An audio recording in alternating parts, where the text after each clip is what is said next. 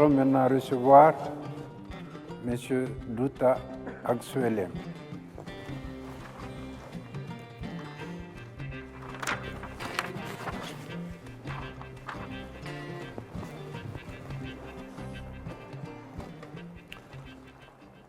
Monsieur Douta Aksuelem, vos deux neveux qui partaient de Ségou à Gao dans les bus ont été extraits du bus à l'escale de Sévaré en 2012. Depuis cette date, vous êtes sans nouvelles d'eux. Les auteurs présumés seraient des militaires maliens. Pouvez-vous nous faire le récit de ce qui leur a enlevé, de ce que vous en savez, et nous dire comment cet incident, malheureux, c'est plus qu'un incident, a affecté votre vie familiale?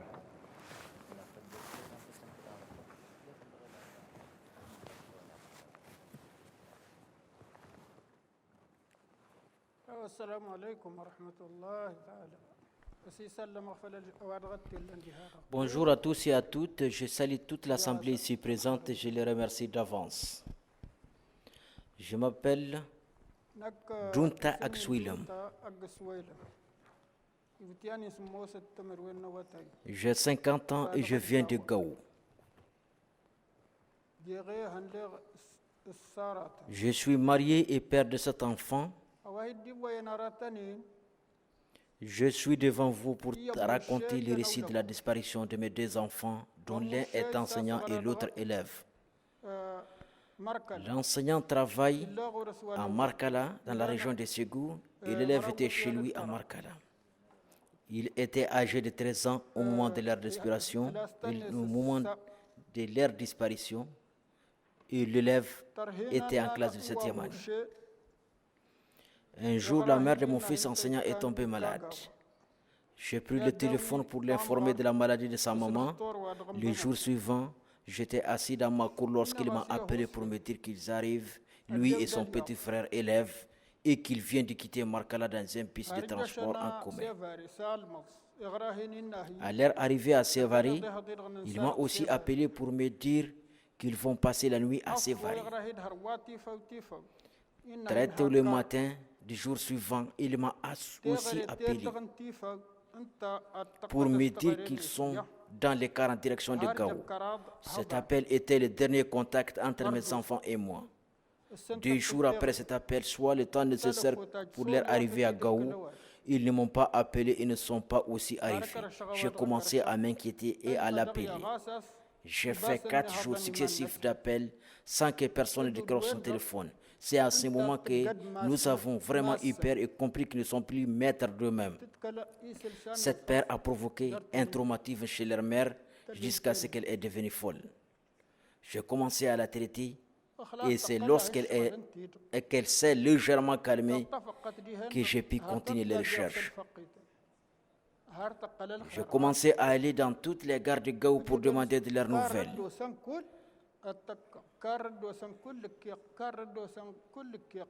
J'ai fait plus de 6 mois de recherche pour tenter de les retrouver et j'ai été au CICR pour faire une déposition.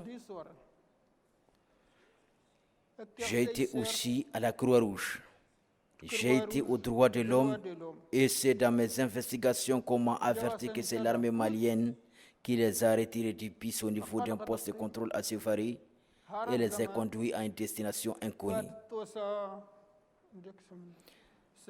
C'est en ce moment que mes espoirs de les retrouver ont été brisés et mes peines aggravées. J'ai vécu avec cette douleur jusqu'à l'arrivée de la CVGR à Gao, où j'ai été faire ma déposition sur cette triste et douloureuse disparition forcée de mes 2 enfants. Voilà mon récit aujourd'hui.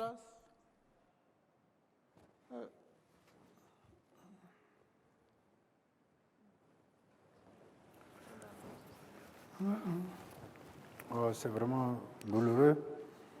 Nous n'allons pas vous demander comment cela a affecté votre vie familiale parce que vous avez dit que leur maman est devenue folle. Donc, c'est difficilement qualifiable. Mais aujourd'hui, quelles sont vos attentes? Est-ce que vous avez un message à lancer ou des recommandations à faire à l'endroit de la communauté nationale, à l'endroit des autorités ou d'autres?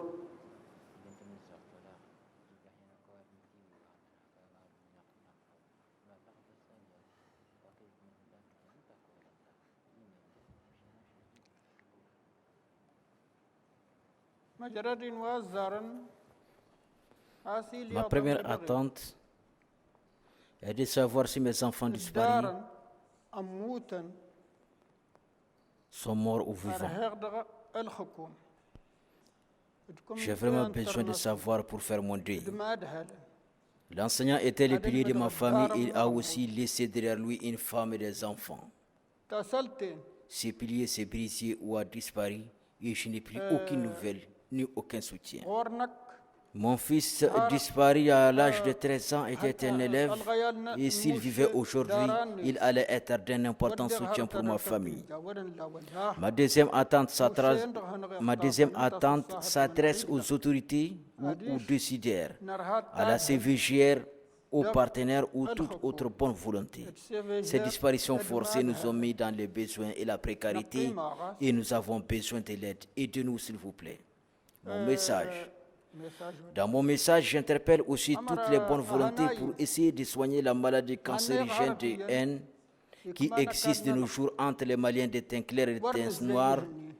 Avant, il y avait une bonne symbiose entre nos études et nos sociétés. Il y avait la concorde, l'entraide, des relations de bon voisinage et maintenant, cette cohésion, cette bonne entente se sont effritées et ont été remplacées par la haine, la méfiance et le mépris de l'autre simplement parce qu'il est souvent de teints différents. Que cela cesse, que cela s'arrête. Je demande à tous d'intervenir pour recoudre cette fissure dangereuse pour notre vie en société. Aussi, je souhaite que des dispositions soient prises pour arrêter la circulation anarchique d'armes. Avant, il y avait 2 détenteurs d'armes dans notre pays. Il y avait des chasseurs de biches qui avaient des fusils de chasse pour traquer le gibier afin de se nourrir. Et il y avait des militaires qui avaient des armes de tout calibre pour protéger le pays et sa population de tous les dangers. Malheureusement, de nos jours, tout le monde est armé et la chose la plus grave et la plus inquiétante est que le gibier a été remplacé par des humains. Ont-ils les humains aujourd'hui plus qu'on était les biches avant? Que cela cesse et que cela s'arrête. Vive la paix et l'entente nationale. Je vous remercie. Ok, donc nous remercions beaucoup pour ce message, le message de réconciliation, de vivre ensemble en toutes les communautés sans distinction de couleur. Vous l'avez dit, pendant longtemps, on a vécu sans faire même attention à la couleur de peau. C'était ça le Mali. Et il faut qu'on revienne à ça. Et votre deuxième message, c'est que seul l'État doit avoir le monopole de la force armée. Parce qu'aujourd'hui, trop de porteurs d'armes. Donc, je crois que ça, c'est quelque chose qui revient dans toutes les rencontres, à la dernière conférence d'entente nationale, aux États généraux, partout. Il faut que l'État soit la seule entité détentrice de la force armée. Donc, je pense que nous avons bien pris note de vos attentes et de vos recommandations. Nous allons en faire un bon usage dans notre rapport final, Inch'Allah. Donc, nous vous remercions beaucoup pour votre message et nous louons votre courage et nous espérons que vous allez pouvoir avoir des informations sur le sort de vos enfants. Oui. Merci. Okay. C'est nous qui vous remercions. كل الخير الجي. Ok, merci beaucoup. Merci Merci. infiniment. من وكل